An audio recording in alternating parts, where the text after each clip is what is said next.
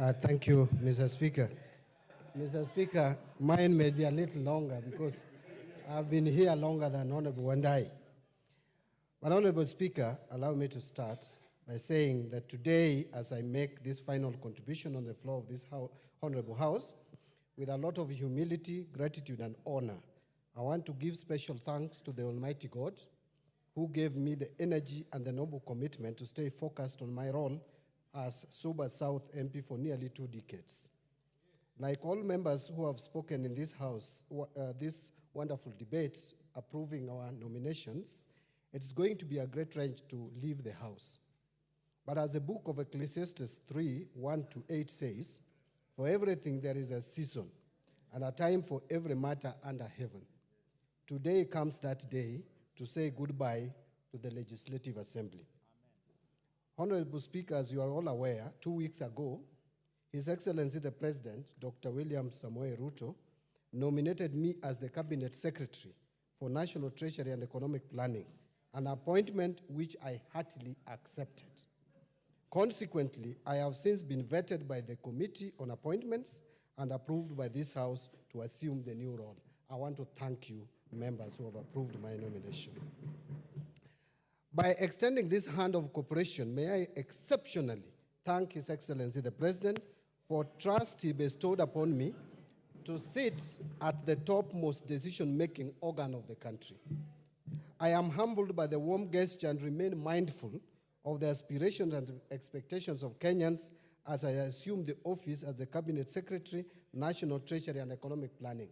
Simply put, the people of Kenya are entrusting me with their granary.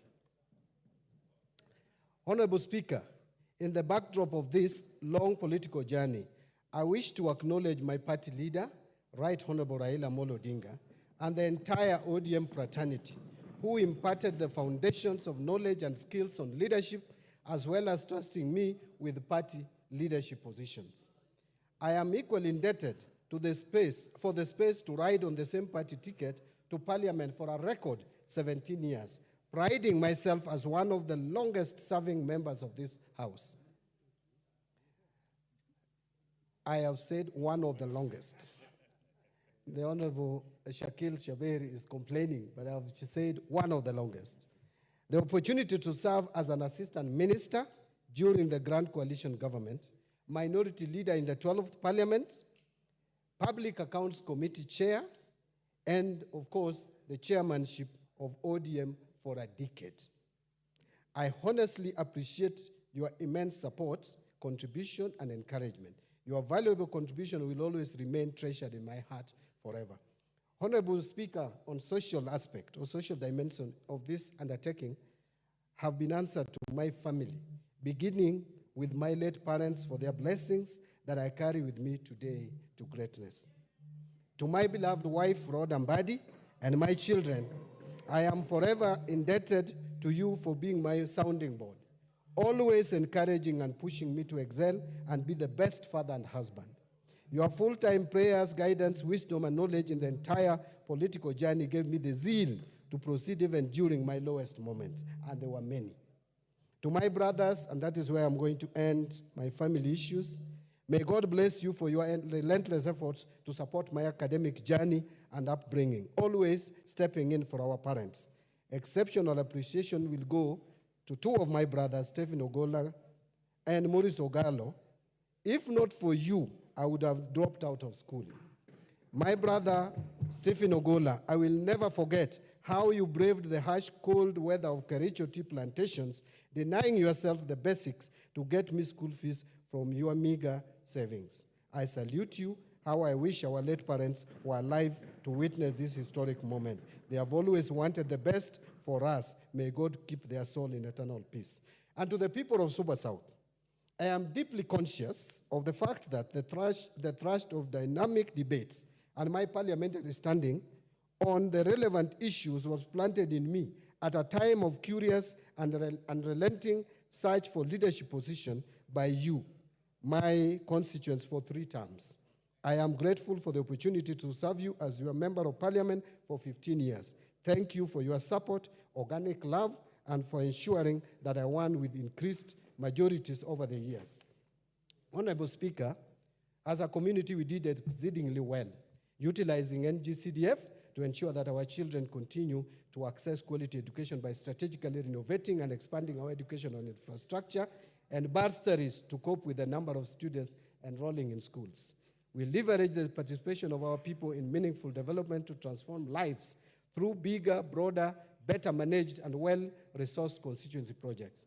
We enhance participatory approaches within the constituency and ensuring judicial use of public resources and many more. Thank you once again for the opportunity to be your member of parliament. And now to my fellow Kenyans. I am overwhelmed by the messages of goodwill you sent before, during, and after my vetting.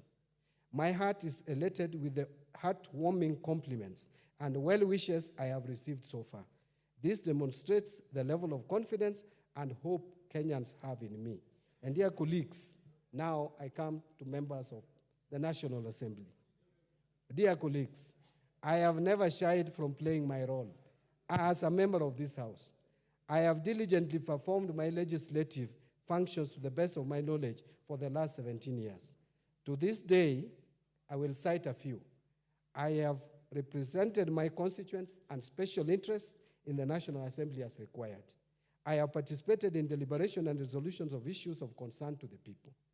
I go on record as the only member of this House who, after meticulously analyzing the budget, managed to discover a fictitious computer error of Kenya shillings 10 billion in the budget estimates for the financial year 2011 and 2012, which the ministry later acknowledged. I have participated in the enactment of the legislations in accordance with the Constitution, notably being part of the legislative task force that drafted the Public Finance Management Act 2012. As a member of the Constitutional Implementation Oversight Committee, I actively participated in the actualization of the Constitution of Kenya 2010, especially the enactment of legislations envisaged in the 5th schedule of the Constitution. Mr. Speaker, you'll remember you were with me in the 10th Parliament. Being in CIOC was very lucrative in the sense that people really respected you. Even ministers were fighting to be in that committee, and I got the privilege to be in that committee, and I served diligently. In 2013, I'm proud to have brought an amendment to the VAT Act on basic commodities from being standard rated to either zero rated or exempt community, which at least helped in lowering cost of living. I have diligently participated in appropriation of funds, as you all know, but I have outstandingly played my role in oversighting national government expenditures. I have also participated in the development of policies of national importance, just to mention but a few. I take over as Cabinet Secretary, Mr. Speaker, for the National Treasury and Economic Planning. I am acutely aware that we are at the center of a storm, a tax storm, a debt storm, and an economic storm. Nonetheless, we must forge forward. Honorable Speaker, I am aware of the very important relationship between the Cabinet Secretary and the National Treasury and this House. I cannot achieve any mandate without the support of the National Parliament as a whole. And therefore, from the onset, I want to plead for the support of this House in the work we are going to do. Honorable Speaker, I am also aware that the Finance Bill 2024 was very controversial. I'm also cognizant to the fact that the bill had some positive pro-mwananchi provisions. I propose to salvage these proposals. Firstly, I am aware that the bill contained provisions to make the housing levy and post-retirement medical contributions deductible. This would have elevated the pain on the pay slips of salaried employees. Secondly, the Finance Bill proposed to restore the provision on relief because of doubt or difficulty in recovery of tax. This provision is important because it allows the Commissioner to deal with the difficulty in collection of taxes due to unavoidable circumstances on the part of the taxpayer. However, I'm also aware that honorable members have expressed dissatisfaction with the unfettered discretion of the Commissioner. We can harmonize these two positions for the benefit of mwananchi and to stem the abuse of the tax abandonment provisions. Additionally, the bill was that was also amended by the House Committee, or proposed for amendment, to extend the tax amnesty program as was contained in Section 37E of the Tax Procedures Act for a further 1 year. This is a quick win for both the taxpayer and the government. The government will continue to recover and collect taxes Give him the mic. Actually, almost done, Mr. Speaker. I think I have one and a half pages, if you don't mind.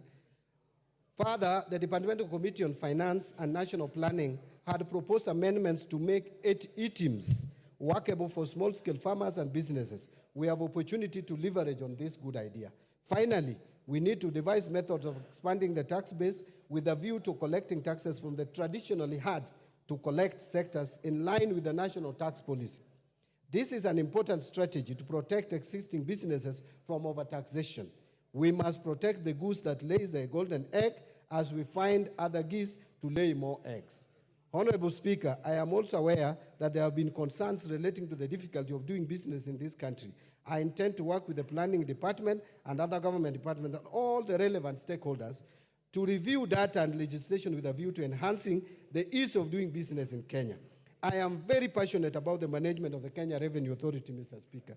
The first and most important aspect is that we must employ the principles of corporate governance in the management of KRA, just like any other corporate body. There should be a distinction between the role of the chairperson of the board as a whole, and the Commissioner General as the CEO and the management officers of KRA. Honorable Speaker, additionally, during the vetting, I spoke about recruitment of competent officers at the Kenya Revenue Authority. I favor the policy where graduate trainees were recruited and trained both in class and on job. We need to restore policies that worked at the Kenya Revenue Authority before. Mr. Speaker, and this is my last page, honorable members. Honorable Speaker, with regards to Article 223 of the Constitution, I've been very vocal. As you are aware, I did propose an amendment to the Public Finance Management Act with a view to establishing some checks and balances on the use of this article. The bill did not proceed. However, I intend to ensure the prudent use of Article 223 of the Constitution in the overall fiscal framework. I am convinced that if we manage our debt and the application of Article 223 of the Constitution will have better balanced budgets, we may not need to overtax because we will have reduced the expenditure side of the budget, and this article will not be misused during my tenure at the National Treasury. Honorable Speaker, I seek the support of this House as we seek to improve the economic environment for the better of all Kenyans. As I exit the place I have called home for the last 17 years, Mr. Speaker, I live with my head high that I left an indelible mark in the history of this House. The strongest feeling I have today in this last speech is gratitude. That is gratitude for the opportunities that I have had and for many people I have served with, but most importantly, for the many moments of connection and witness to the lives of others, which I believe is the deepest privilege of public life. Mr. Speaker, before I say my final word, I want to thank all of us. I interacted with almost every member of this House in one way or the other. And Mr. Speaker, I would tell you that I enjoyed working with members of parliament from across the aisle. I am one person who has very strong opinions, and members know. But we do it with decorum and with respect, because Kenya belongs to all of us. I want to thank the leadership of the majority, the Honorable Kimani Ichung'wah, who is my friend and a professional colleague. At times, we didn't agree a lot, but outside the chambers, we were always friends, Mr. Speaker. He's one person who knows where I live and knows my children and wife because we are friends. Honorable Owen Baya learned a lot from me, and you will continue to learn even in the executive. I wish when I'm leaving the executive, you also join the executive at one stage. And of course, the whip, this whip, I got him from the streets and mentored him to become who he is, Mr. Speaker. From the minority side, my successor as minority leader, Honorable Pio Wandai, you have done well in that office, and I want to thank you that even though it was very difficult to work with someone, you have succeeded, but we managed to strike a balance. And I want to thank all of you. Of course, Honorable Junet, we have come a long way. You know what we have gone through. I would not want to disclose in this House, but we have faced a lot of challenges. Mr. Speaker, to you, I want to be grateful to you again, once more. We have interacted a lot. We started in the opposition, working together. Of course, I found you in the government. Then we worked in the opposition. When we were facing a lot of frustration, Mr. Speaker, you remember, one time I had to save you up there when some MPs wanted to kill you. And Mr. Speaker, I did my best to save you. But today, interestingly, we are finding ourselves somewhere again. So I just strangely, one of those who attacked me is in this house. Yes. And it's a lady. But in the spirit of forgiveness, Mr. Speaker, I want to just conclude by... And she's my very good friend, I must say. I want to give a parting shot. Mr. Speaker, if by any chance I offended anyone of you, all members, through my actions, I kindly ask for forgiveness. Equally, for all those who wronged me, I forgive you. And by the way, I don't even see. None of you actually wronged me. So, but if there is any who I may have forgotten, I forgive you. Thank you very much. Mr. Speaker, it's a very emotional moment. Imagine a place you have called home for 17 years, continuously. Now you are leaving to another uncharted waters. May I pray that God bless Kenya and God bless National Assembly of the Republic of Kenya. Thank you. Honorable members, I don't want to open any debate on this.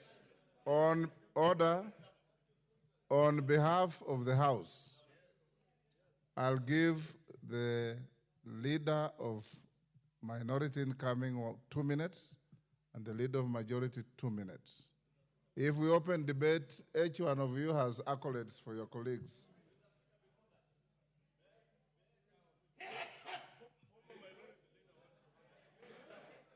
We'll come to that. We'll come to that. What is your point of order, Patrick? Commissioner Makau? Mr. Speaker, with a lot of respects to Honorable Wandai and Honorable Mbadi, I listened to their very beautiful speeches.